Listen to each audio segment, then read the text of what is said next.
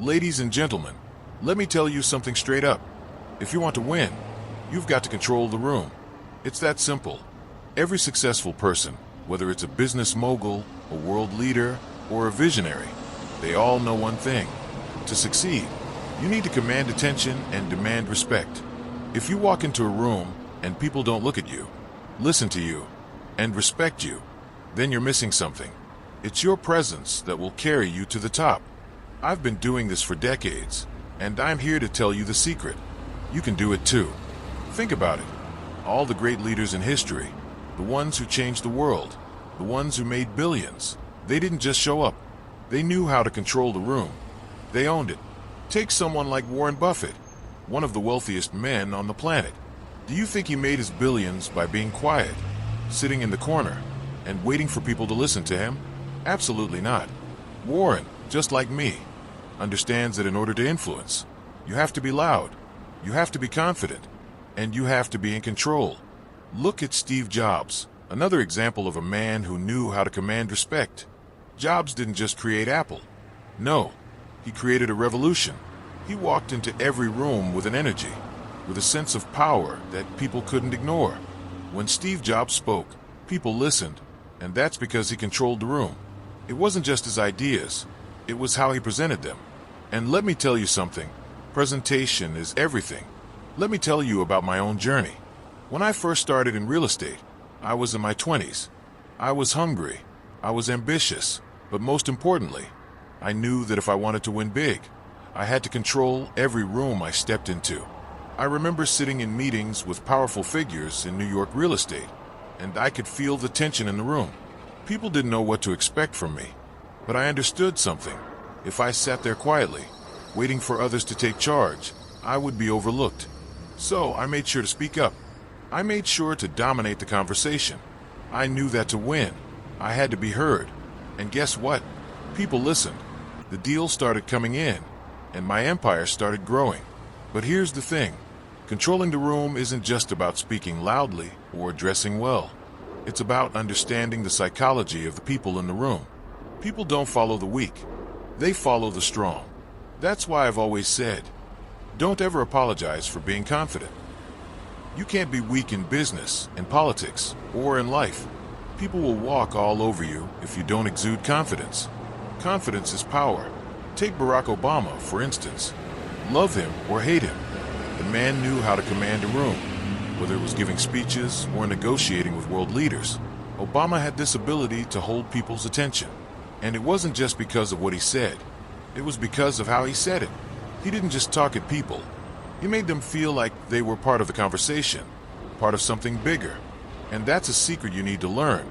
When you speak, make people feel like they can't afford to ignore you. That's how you control the room. But here's the thing you need to understand.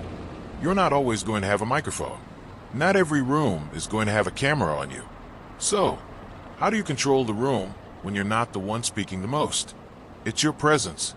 People follow leaders not just because of what they say, but because of how they make others feel. Presence is about energy. It's about body language. And it's about how you walk into a room.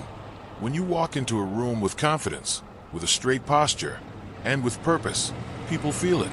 They feel your power, even before you speak.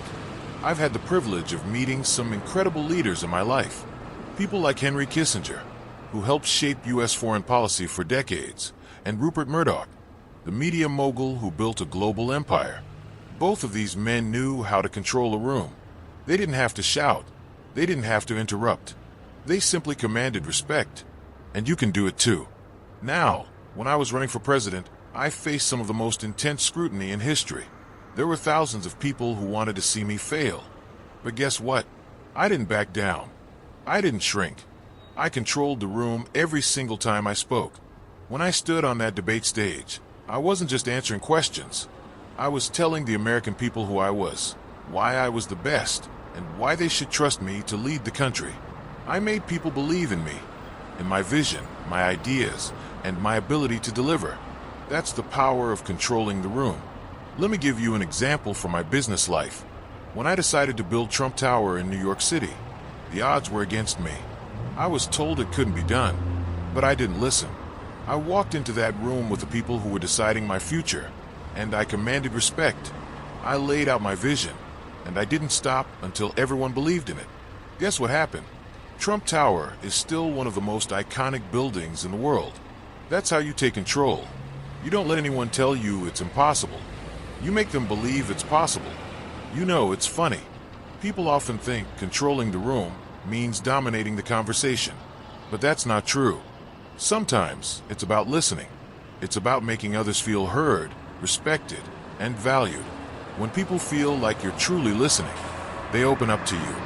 They trust you. And trust, my friends, is one of the most powerful tools for commanding attention and respect.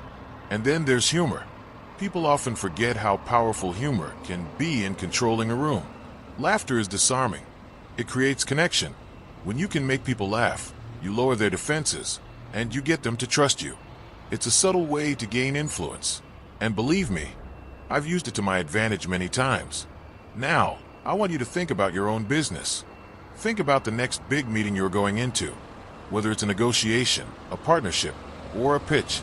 Do you know how to control the room? Do you walk in with the mindset that you're in charge?